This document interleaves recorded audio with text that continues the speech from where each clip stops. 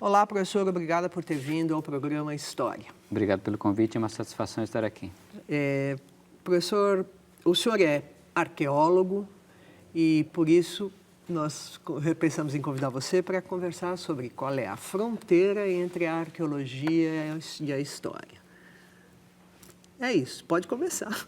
Bom, acho que a primeira tem questão... uma demarcação, não tem? Ou não tem? Tem uma demarcação, porque, na verdade, a questão está mais na categoria fonte, porque a história, digamos, pode ser definida como o estudo do passado por meio de documentos.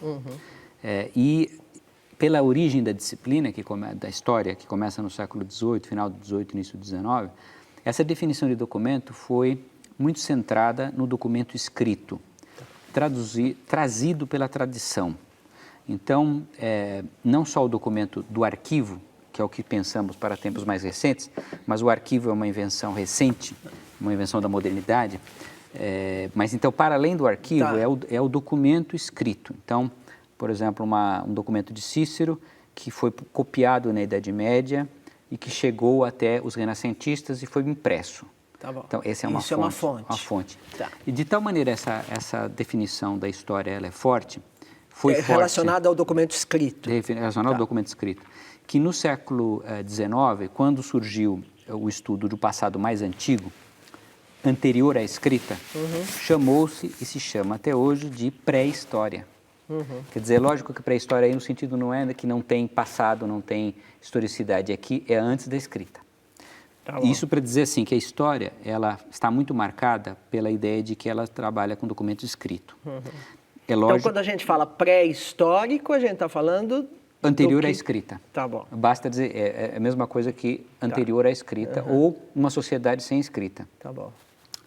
Isso mudou. Quer dizer, na história, nós temos, no século XX, XXI, estudo de história oral, que as pessoas falam, estudo do cinema. Quer dizer, existem muitas categorias de fontes. Tá bom. Então, nesse aspecto, a história ampliou-se. Tá. Ela foi além do documento escrito. Do documento escrito, mas ela continua centrada no documento escrito, por diversos motivos, que eu acho que não é o centro do nosso programa aqui. Agora, isso então é que faz a diferença da arqueologia, porque a arqueologia ela surge no século XVIII, XIX, eu diria que como uma serva da história, porque enquanto a história estava preocupada com o documento escrito, a arqueologia vai atrás da confirmação material, principalmente estética de início. Então, uma estatuária grega, estatuária romana, em Pompeia, meados do século XVIII, se encontram pinturas parietais que ilustram como é que eram os romanos, que estavam citados lá no texto. Nós temos agora as imagens na parede. Então, a arqueologia ela surge como a cultura material, aquilo que nós posteriormente chamaríamos de cultura material, quer dizer, o mundo físico. O que restou, no caso. Exatamente, o que restou do passado. Material, o que restou de coisas do passado. Exatamente. Então, assim, você perguntou a fronteira.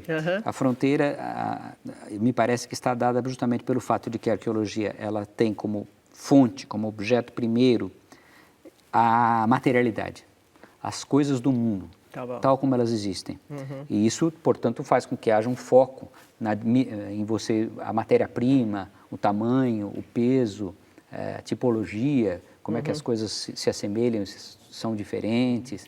Então, a arqueologia é isso, enquanto que a história, ela não necessariamente está preocupada com isso. Esse é um limite, quer dizer, o historiador pode até estar preocupado com a pintura, com a cultura material, mas, digamos, o centro da atenção dele não é na materialidade. A materialidade contribui para um discurso sobre o passado. Quando você diz na materialidade, quer dizer assim, sei lá, eu fui recentemente na exposição dos Maias, em São Paulo. Então, tem ali cerâmica, tem a coisa que é feita na pedra, tem o bichinho que é feito de jade, é isso? Quer dizer, o jade o barro, a argila, sei lá, dão informações para o arqueólogo, é isso? Exatamente. E informações... a primeira coisa que o arqueólogo tem que fazer é estudar essa materialidade. Tá. Quer dizer, um objeto cerâmico, ele é diferente de um objeto de um osso. Tá bom. Ou feito de metal. Quer dizer, as próprias características físicas, quanto tempo ele vai se preservar, como ele vai se preservar, como ele deve ser preservado, inclusive numa instituição. Um exemplo que podemos dar, madeira. Um exemplo, assim, não há muita evidência em madeira, porque na terra ela se destrói rapidamente. Mas tem muita estatuária, o que é muito surpreendente, né? Porque como que a madeira dura tanto? Então, mas ela dura principalmente debaixo d'água. Se você for observar que aqueles navios afundados no Mediterrâneo, aqui no Atlântico, eles têm até milhares de anos. Por quê? Porque estão debaixo d'água. Se você tira o navio debaixo d'água e não faz um tratamento muito especializado, em poucos anos esse barco desaparecerá. Esse é um exemplo, então, de como a materialidade, a matéria-prima é fundamental. Isso está incluído no trabalho do arqueólogo. Exatamente. E ao outro lado, você citou diversos objetos, o outro lado importante é o que a gente chama de tipologia, quer dizer, você observar como que esses objetos se estruturam. Então, vamos pegar um exemplo do nosso mundo contemporâneo. Então, se nós temos garrafas de Coca-Cola, de Guaraná, de cerveja e tal. Então, além de serem feitos de vidro, a matéria-prima, com uma série de características, quebram, etc. Sim. Tem características tipológicas. Você, ao olhar uma garrafa, você sabe se aquilo é cerveja, é vinho ou é refrigerante. Depois, o vinho, você diferencia vinho branco, vinho tinto, vinho de maior valor, menor valor. Aí você precisa saber mais. Então, essa é a tipologia do que o arqueólogo estuda, que é a tipologia de como você diferenciar não só ver. Ver é um lado, mas também encostar, medir, observar as características mesmo concretas. Agora, você deu o exemplo dessas garrafas contemporâneas, porque pode ter uma arqueologia do contemporâneo, é isso? Por isso, acaso? Exatamente. Essa é uma característica também importantíssima. A arqueologia, embora tenha surgido como estudo do antigo, ela cada vez mais se aproxima, assim como a história, do presente, no sentido de que ela estuda temas relevantes para a atualidade. Um exemplo que eu acho que é muito pertinente aqui no Brasil é o estudo da arqueologia da repressão e da resistência, quer dizer, arqueologia voltada para as ditaduras do século XX. Então, você tem lá identificação de corpos de pessoas que foram jogadas em valas comuns. Tá. Isso é arqueologia? Isso é arqueologia, embora uma especialidade, porque é a identificação de ossos. Então, é uma especialidade. Mas, poderia ser chamada de antropologia forense, uma coisa assim? A antropologia forense vai até um ponto, que é o ponto da identificação dos ossos. Mas a arqueologia, ela vê, por exemplo, a deposição. Para você saber se aquilo, por exemplo, os corpos foram depositados todos ao mesmo tempo, se eles foram jogados em tempos diferentes, isso já não é antropologia forense, isso é arqueologia, porque você tem que ver o extrato e verificar se foi feito tudo ao mesmo tempo, se foram jogados, etc. Então, por isso que a arqueologia, ela envolve antropologia forense, mas ela não é só isso. O outro lado, na mesma linha de arqueologia da ditadura, é estudo de prisões clandestinas ou de centros de detenção, quartéis, no qual se faziam torturas. Então, você tem a parede, onde os presos escreviam o grafite. A arqueologia pode ir lá e verificar... Se aquele é desta gestão ou de uma outra gestão da cadeia. Exatamente. Quando foi feito... A datação. A datação das camadas da parede. Outra coisa, o edifício em si está sempre mudando. Isso é uma coisa assim, não existe a exceção de Pompeia, que foi destruída, mas normalmente...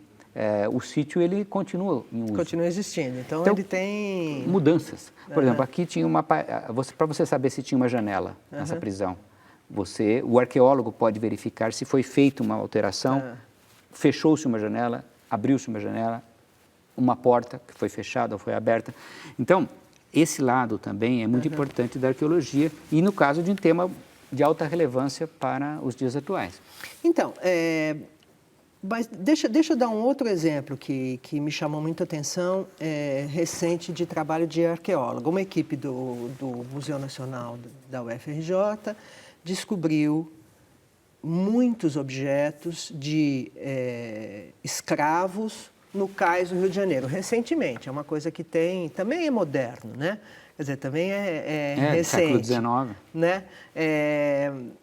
Isso também é essa arqueologia histórica, esse tipo de... Eu estou falando disso porque a gente até vai trazer a professora aqui, porque ela descreve, inclusive, uma emoção muito grande dela, arqueóloga, em encontrar as miçangas, sei lá, os traços materiais da existência dos escravos que chegavam ali, naquele lugar. Então, esse caso aí é o caso do Valongo, no Rio de Janeiro. Isso. Assim como poderíamos citar outros, como, por exemplo, Palmares, que é um grande quilombo do século XVII, ou mesmo o trabalho que foi feito pelo Paulo Zanettini em Canudos. Tá. Então, esse é um outro lado da arqueologia, que me parece interessante, que é o fato de que obtém-se artefatos e evidências das camadas que são iletradas. Portanto, você consegue atingir escravos, você consegue atingir pessoas que são só pobres, enquanto que a documentação escrita, historicamente, ela sempre foi limitada a uma elite. Quase que inevitável, porque só no século XX que se generaliza o uso da escrita. Mas, por exemplo, nesse assunto abolição, o Sidney Chalub, por exemplo, que já deu uma entrevista para a Univesp TV, ele conta que ele leu o documento escrito que transcreve o que o escravo dizia na situação judicial. Então aí ele tem informações sobre iletrados via letras. Então, ele não está fazendo arqueologia, é isso? Não está fazendo arqueologia. Ele está fazendo história. Fazendo história. E isso também é chamado de leitura contra apelo. Quer dizer, eles estão... Um documento judicial que vai reproduzir a fala de alguém... Leitura contra apelo? É leitura contra apelo, porque eles estão, por exemplo, fazendo um processo contra o escravo que fugiu ou contra um criminoso, e você, então, diz, não, eu vou ler esse documento e ver o que é que nós podemos ver por trás. Uma leitura contra apelo. Em busca do que o cara falou, porque, de toda forma, é um registro...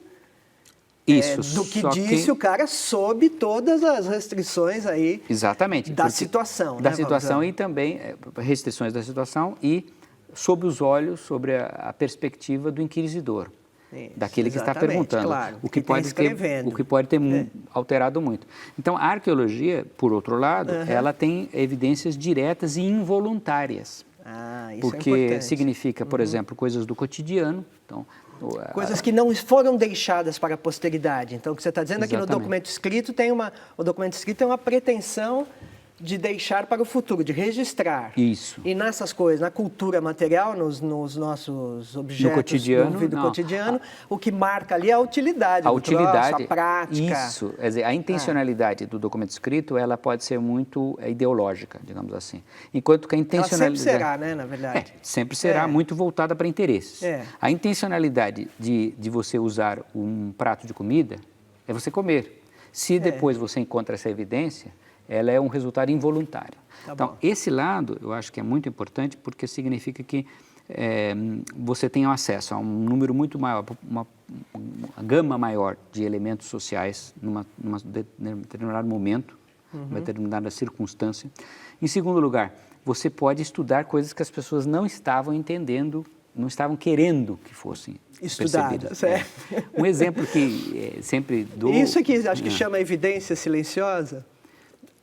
É uma evidência silenciosa, porque, ao contrário, um exemplo famoso que eu acho que esclarece bem isso, a pesquisa sobre o lixo. Então, o lixo é involuntário. Então, mas faz uma enquete numa comunidade concreta, um condomínio, o que é que vocês consomem? Você recebe lá. E a pessoa mesma responde. Depois você vai fazer a pesquisa arqueológica no lixo. Há uma diferença. Jura? Sim, porque a percepção das pessoas é que elas consomem muito mais produtos saudáveis. Que interessante. Então você encontra bastante iogurte, leite e uma série de coisas assim. E quando você vai ao lixo, você encontra evidências de salgadinhos, drogas lícitas e ilícitas. Então, você veja que a autoimagem que a pessoa tem de si mesma, e principalmente para os outros, é uma, que está transcrita no que a gente poderia chamar de história oral, ou mesmo se for por escrito, a pessoa está fazendo um questionário, que é um procedimento, digamos, sociológico, antropológico. Mas quando você vai na arqueologia, você tem uma outra evidência que independe da vontade das pessoas. Então, eu acho que esse lado é muito importante também da arqueologia, é você ter o acesso o que as pessoas não querem que você tenha acesso. Tá, mas isso serve à história também, né? Porque, vamos dizer, essas descobertas arqueológicas, elas podem informar a descrição que o historiador faz do período, né? Vamos dizer. Aí você entra num outro âmbito que é o seguinte, a utilidade disto para o historiador. Eu diria que isso é muito variado dependendo do contexto histórico. Mas quando você faz, só uma coisa bem pontual, quando você faz um artigo na sua condição de arqueólogo, você faz história também ou não? Quando você escreve o artigo. O que você põe no arquivo? Tem só arqueologia, vamos dizer, nesse sentido da materialidade das coisas, ou tem uma interpretação e uma narração que tem a ver com a... Não, tem sempre... Porque é difícil a fronteira, não é? Não, exatamente. Tem sempre uma narrativa histórica, antropológica e histórica. Porque antropologia significa como que você concebe essa sociedade, qual é o modelo interpretativo daquela sociedade. O Brasil, uma sociedade escravista, uma sociedade patriarcal, patrimonialista, são modelos sociológicos, antropológicos, para você estudar o caso concreto, com a evidência material. Mas você perguntou, assim, quando eu escrevo, quando alguém escreve arqueologia, um arqueólogo, eu diria para você que depende do período histórico. Porque, por exemplo, no caso da antiguidade, é muito mais fácil que haja uma circulação entre história e arqueologia, porque você tem um número bem delimitado de documentos históricos que não aumenta, porque o que os antigos fizeram... não aumenta, é finito. Finito. Enquanto que a arqueologia, a cada ano, produz muitas evidências. Por quê? Tem tanta coisa sobre a face da Terra? Tem muita coisa sobre a face da Terra. Toneladas de evidências. Então isso deve ser desesperador. Não, isso pro arqueólogo é bom? É ótimo, não só para o arqueólogo, mas para o historiador também. Porque, então, por exemplo, a cada estudo, a partir de ânforas, que você vai estudar, são vasos para transporte de azeite, vinho e outros produtos. Então, você encontra isso muito a cada ano. Então, você pode reavaliar a história econômica da antiguidade. Então, o historiador da antiguidade, esse é o ponto, o historiador da antiguidade, ele está muito acostumado a trabalhar com dados arqueológicos. Tá bom. Por esse motivo. Se vamos avançando no tempo, a tal quantidade de documentos escritos é tanta, por exemplo, o Brasil contemporâneo. Então, é lógico, você tem uma quantidade de documentos inesgotável, porque você tem arquivos, você tem documentos pessoais. É tal a quantidade de documentos escritos que temos da nossa época, eu estou dizendo assim em termos históricos, digamos, 100, 200 anos. É tanta documentação século XX, que você, digamos assim, só de estudar isso já tem mais do que o suficiente para escrever uma narrativa. Então, nesse aspecto, as pessoas que estudam um período mais contemporâneo não são necessariamente acostumadas ao uso da arqueologia. Agora, o arqueólogo, você tinha perguntado também no outro sentido, você perguntou assim, mas e o arqueólogo? Não, o arqueólogo, ele, em geral, tem que se reportar à literatura histórica, à historiografia. Porque como você vai tratar de ditadura, arqueologia da repressão, resistência da ditadura, sem fazer referência à historiografia sobre a ditadura. Então, você tem um quadro referencial que está dado no qual a sua pesquisa vai dialogar. Eu não diria que vai só, digamos, entrar na narrativa já existente, mas ela tem que dialogar com isso.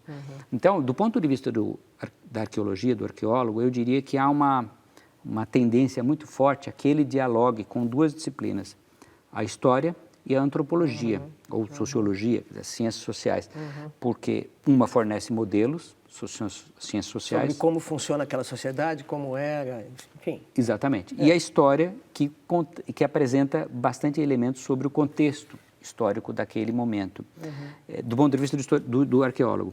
Agora, do ponto de vista do historiador, é o que eu digo para você. Nesses períodos mais recentes, falta muita percepção de que a arqueologia teria uma contribuição específica.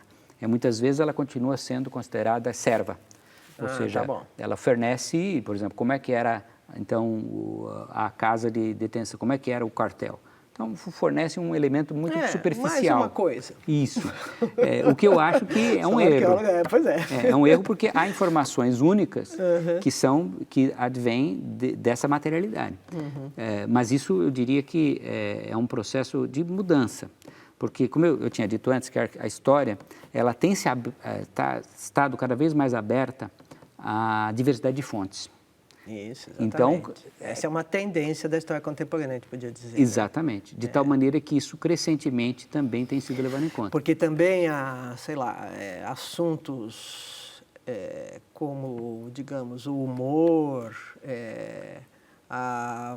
o que se conta na mídia, esses assuntos também passam a fazer, nesse momento, eles também são tratados pela história cultural. Não é isso? Isso, quer dizer, exatamente. Então, tem essa tendência da história cultural, acho que se beneficia ou dá um outro lugar ao representante da cultura material que o arqueólogo trouxe, vamos dizer.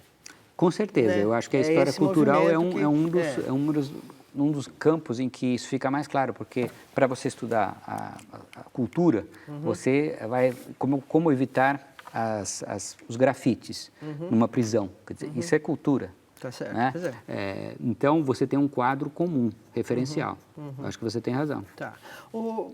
Pedro Paulo, e como a arqueologia chegou aqui no estado de São Paulo, antes de chegar no Brasil? Quais foram os primeiros arqueólogos, ou é misturado com o Brasil? Como é que é? Tem uma história paralela ou tem uma história Bom, própria? A arqueologia no Brasil, em São Paulo, ela é muito antiga. Ela começa no século XIX, com a corte no Rio de Janeiro, e depois chega a São Paulo no início da República, de maneira, com uma questão contra os indígenas, o von Nieren, que era o diretor do Museu Paulista, Museu de Ipiranga. Mas, assim, a arqueologia científica, essa que está conosco, ela é derivada do Paulo Duarte, que foi um dos fundadores da Universidade de São Paulo, e que esteve exilado na década de 30, 40. Quando ele retorna, ele, tendo contato com o Museu do Homer de Paris e com a antropologia norte-americana, ele volta com esse projeto, funda aqui os primeiros cursos livres de arqueologia, na década de 50, no auditório da Folha de São Paulo. Com isso, ele consegue trazer, na década de 50, os primeiros arqueólogos profissionais que vieram para o Brasil, que são o casal Imperer, franceses, alunos do Leroy Gorin, o grande antropólogo. Eles fundam, digamos assim, a arqueologia científica, preocupada com estratigrafia, quer dizer, verificar... Esse negócio dos estratos, para fazer as datas, entender o que veio antes, o que veio depois. Isso. Outra coisa também, o que eles estudavam? As pinturas rupestres.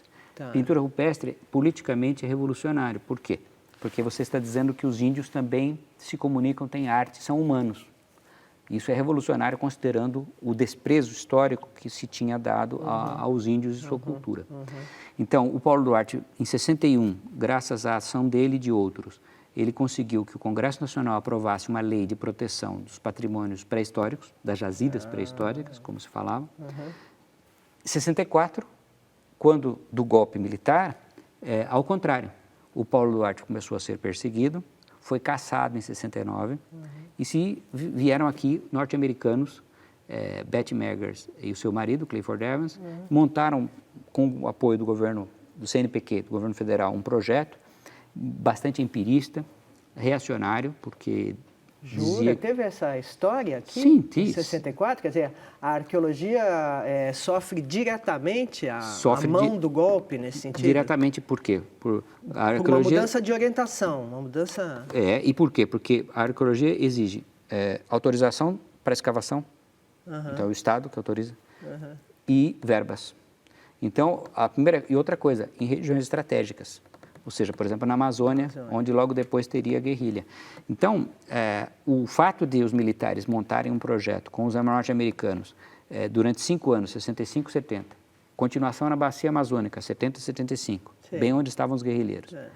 Então, essa ação, que eu diria bem reacionária, até porque os índios eram considerados desprovidos de cultura e um empecilho ao desenvolvimento, era esse o tom dessas pessoas? Dessas pessoas. Contra o humanismo que o Paulo Duarte havia trazido e tal.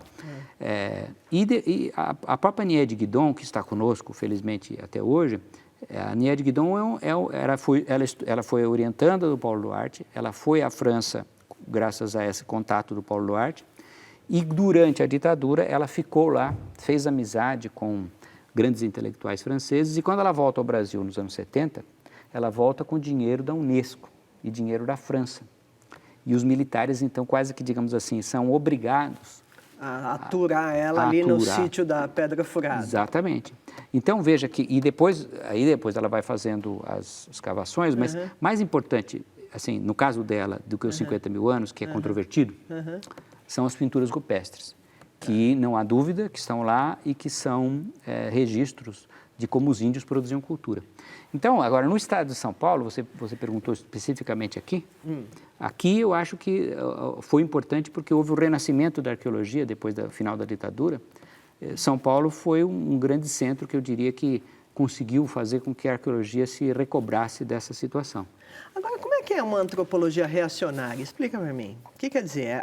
Quando você diz que uma arqueologia reacionária, quando você diz que esse casal, essas pessoas que vieram depois do expurgo do Paulo Duarte, em 64, você diz que elas são... Muito simples, Mônica. Essa ideia de que índio não tem cultura, por exemplo? Índio não tem cultura, não é só isso. Mais grave ainda. Porque a teoria é uma teoria supostamente ecológica. Você tem climas mais duros, fazem com que as pessoas sejam obrigadas a produzir cultura. Exemplo, nos Andes.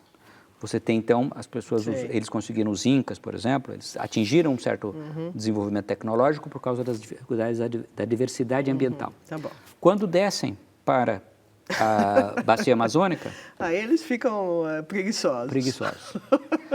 Então, isso é uma... A gente ri, mas Isso é uma teoria. Então. E, ao mesmo tempo, ela tem um livro que fez um sucesso muito grande. Qual é o nome dela? Betty Meggers. E nesse livro ela falava justamente disso. Ela falava assim, olha, o Brasil é basicamente floresta e nunca vai se desenvolver por causa dessa situação ambiental. E ela falava que todos os outros países latino-americanos tinham um só ambiente que impedia o desenvolvimento tecnológico. A Argentina era pampa e assim vai. Tá bom. O único país que tem todos os climas será o que será desenvolvido. Por acaso, os Estados Unidos. Tá bom. Então, é uma visão reacionária, inclusive politicamente, não só no âmbito, digamos, acadêmico, de interpretação da cultura.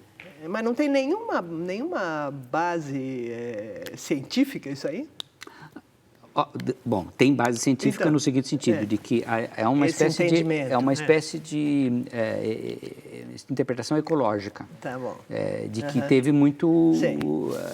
Teve alguma repercussão, não tanto nos Estados Unidos em si, mas, em suma, essa ideia de que o meio ambiente explica o desenvolvimento da cultura. Agora, então, mas essa ideia estava na história também, pelo até onde eu entendo. Sei lá, lendo uma coisa outro dia sobre vikings, uma explicação que a história já deu para o sucesso dos vikings na antiguidade a explicação de que eles viviam num clima horrível na Islândia, Noruega e Suécia. Não, então, é tudo uma questão de ênfase, eu diria, porque é uma coisa assim, uma coisa é relacionarmos certos desenvolvimentos porque o ambiente tem um papel, né? Sim, tem um papel. Por exemplo, você citou os vikings. Uma das explicações que se dá é que os vikings tiveram o seu ápice no momento em que havia um pequeno aquecimento no norte da Europa que permitiu que eles fizessem essas viagens. Os caminhos. Isso. E depois, quando, no final da Idade Média, começa a haver um resfriamento que vai durar até o século XVIII, eles entram em declínio porque eles já não conseguem mais navegar. Tá bom. Então, mas isso é uma coisa específica. Tá bom, mas e a gente tem que acabar. Muito obrigado pela entrevista. Eu que agradeço.